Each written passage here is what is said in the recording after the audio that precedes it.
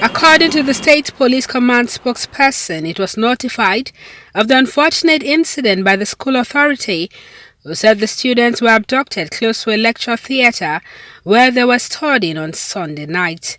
Information has been received from the school authority that on the 24th of April 2021,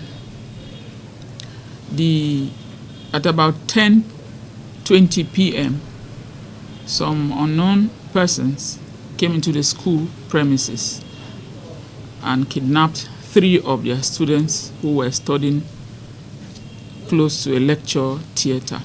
She, however, appealed to members of the public to remain calm as the force was working around the clock to ensure the safe return of the students. Members of the public remain calm. They were doing our best to make sure that we'll get to the root of this and apprehend perpetrators of this crime.